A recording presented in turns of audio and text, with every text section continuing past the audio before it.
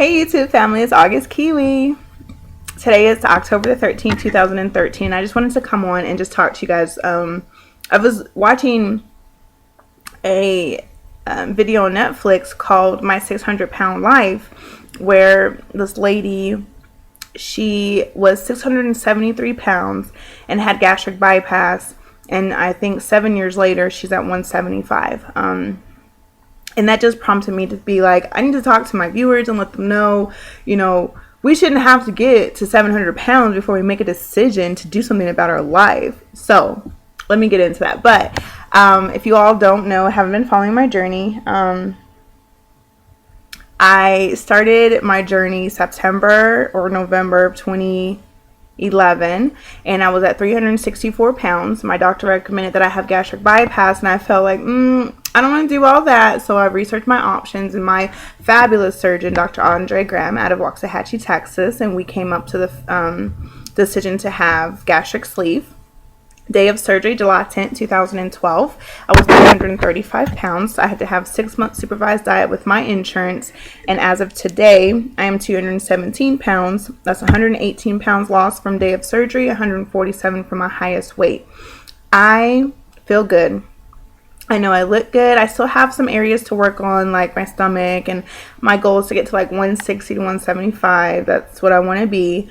And I'm making steps to ensure that I get to the weight that I want to be. However, I have been slacking at the gym, haven't been really going, just been busy, but I still keep an active lifestyle. Like, I don't drive to get my mail, I go walk to get my mail. I take the long way to get my mail. I take the long way to take the trash out. I park far, so I have to walk. So it's like, I may not work out all the time, but my body is constantly moving. So at the center, the call center that I work at, I'm always running around walking fast. I was like, slow down. No. So I am enjoying the new me. The few things that have happened since my surgeries, I was in a relationship for 2 years and we broke up. I know it's because of my lifestyle, my change of lifestyle, and he wasn't about that life, and also infidelity problems, so he's gone. I am currently in a relationship right now with someone else, and I don't really talk about it because it's none of anybody's business where he's at and all of that, but he is the love of my life. And what else is there? I haven't really gotten sick. I did actually have some Vietnamese food last week, and I love Vietnamese food. I love all type of Asian food. I did grow up in Japan, so that's probably why. And I ate too much. I hadn't eaten all day, and I ate some Vietnamese food, and then I stuffed myself, and then all hell broke loose, so I threw up. Oh, and I got these new chips from Walmart. They're healthy. Let me show you.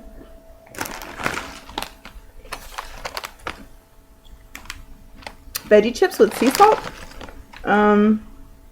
It's better than other chips, but it has a lot, and you can get straws too. And then they have apple cinnamon straws, but these are good. Have it with some ham sandwich. I've started to eat more rice. I've noticed I need to stop because it doesn't sit well. I don't do pasta, but I'm always trying to meat it up.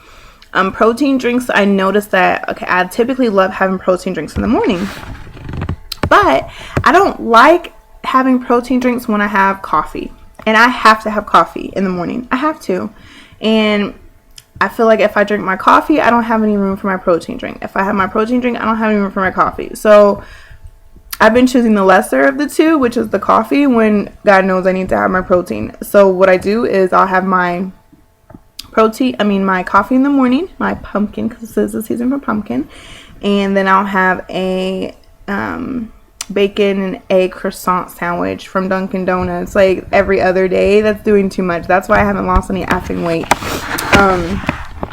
So I stopped that, and I got me stuff to make for breakfast here. Have an everything bagel, just a half of it, and actually a quarter of it, because I take like one side and then I cut half of that side, and then I have I put an egg and a piece of bacon and some jelly on it, and that lasts me for about 3 hours. I have also incorporated more like beans into my diet, like pinto beans, black beans, because those have good protein as well. So it's just, I don't like to cook, and I hate anything that's not fast. Not like fast food, like I don't like fast food, but anything that I just can't get and go, like a piece of string cheese, like a piece of meat, like anything like that. And I noticed that the frozen foods that I would take for lunch, like, it looks good when I'm buying it, and then when it's time to eat it, I'm like, hell no.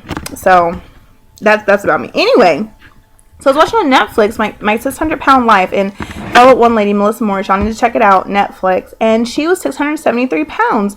And in one part, she said when she was 300 and something pounds, she was like, oh, I'm not big because I can live with that. But when she reached 670 something pounds, she was like, okay, I need to do something about that. That's so true. Like, I remember feeling that way as well. When I was like 250 pounds, it was just like, oh, I'm just thick. When I got to 360 something pounds and my legs were swelling, and I was put on high blood pressure medicine, I was put on diabetes medicine. So I was on metformin for my diabetes, which is supposed to take care of my polycystic ovarian disease, and I was on high blood pressure, and then I had to take aspirin every day to make sure my heart didn't explode. It was just I was on 5 different medications when I was super morbidly obese, which was what I was. I was a BMI of like 57, 364 pounds. She was at a BMI of 120 something. Like, that is humongous. And there's one point when she, 673 pounds, and she actually weighed herself at the doctor, and she had lost, and she had gotten down to 353. And of course, that's still big for someone like me, because I've been in 364, and I'm like, oh no, that's still huge. But from where she went to where she was at, I cried with her. She was crying at the doctor, and I was crying watching her. I was like, good for you. You have made such a drastic change. And I thought she's not going to make it because she loved to eat so much. And that wasn't the case. She was really into losing it. And looking at her now, I went to, I think it was like Daily News UK or something like that. She's not from United Kingdom, but it was on that particular website. And she looks so good. She has a little girl now. And it's just like, for those of you that think you're not big, okay, that's fine. Go ahead and do something about it still. Get yourself healthy. It's not about cosmetically changing who you are so you can see your collarbones like I love. And all that is, you need to be healthy. Yes, having the weight loss surgery drastically changed who I am mentally and physically. I love the way I look right now. And I have about 50-ish pounds to go until I want to be in the 100. So I'll take 180, but that's still close to 200. I want to be at least 160 to 175. And mentally, I can get there if I just get my ass in the gym. So I ran off on a tangent. I love the way I look. I feel good. I love the way people accept me and love how I am and everything like that. But the most important thing is being healthy. I take pictures of myself every day, all day, because I know where I came from and where I'm at. But I really have never just stopped and thought about, Lanoya, you are off your medication. You're off your high blood pressure medicine. You're off of your diabetes medicine. You get your menstrual cycle regularly. Like, there's so much change. I have energy. I can go out in leggings and a t-shirt and feel good. You know, I'm not as self-conscious, you know, like my skin and my little jiggly stomach. Yeah, but rather have that rather than walking in feeling like everybody's staring at you. And there was something that she talked about on the show where she was actually being filmed when she was shopping at Walmart, and she was driving. She had a smile on her face. She had a scooter because she was too big to walk. And the guy was like, well, at least you still have a smile on your face. And she was like, yeah. And then he says, if you get any bigger, you can just get a bigger wagon. And she just broke down and cried. Like, I felt so sorry for her. That is the worst, is having somebody say things to you like that when you're big. And I've never experienced somebody talking to me directly, but I've overheard people talk about me when I was bigger. I've then I never put myself in that situation to be talked about ever again. I would not go to amusement parks. I wouldn't do it. If I would have to plan out my route of escape anywhere I was at. Like, okay, I'm sitting here. I'm going to have to get out. So I know I can go this way. Oh, that way is too small. Let me go this way because it seems like it's a bigger aisle.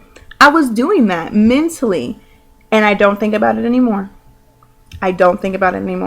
So I say all that to say, if you ever get discouraged, like I have been, like, oh, I'm still 217, I haven't lost any weight, make a comparison pic. Look at yourself from when you're at your highest to where you're at now. I'll probably try to throw in some videos, some pictures now, but just look where you've come from and look where you're headed. I'm not done. I don't plan on being done. I have a couple more pounds to go. Well, a couple. And the one thing that I keep in the forefront of my mind is I am no longer on my medicine. I am no longer considered super morbidly obese. I think I'm just like overweight right now. I'm not that person I was before. I look good, I feel good, and people are more accepting of that. And everybody's like, oh, you need to care about yourself. Yeah, I'm a selfish female, but I love how I look to other people. That's just me. So anyway, I'm done ranting and raving and talking about that. But y'all need to check out that show, My 600-Pound Life, on Netflix or wherever. And they don't show what she looks like now, but you'll have to Google it, Melissa Morris, on the internet. But I love you guys. I'm going to let you go. I am going to finish my little snack and finish watching TV. And I hope you all have a good day. If you're considering to have the surgery, please do. Do it for your health. Do it for you. If you're not mentally ready, that's why you need to take psych classes. That's why you need to have a community of people you can talk to. Get it done. Don't just sit there and, oh, I don't know. I'm going to try to work out on my own. Okay, try it. If it didn't work, next. I tried for years to lose weight the natural way. It did not work. I had to do something drastic. And my choice was a vertical sleeve gastrectomy. And I would do it all over again if I had to. I love you guys, and I'll talk to you later. Bye.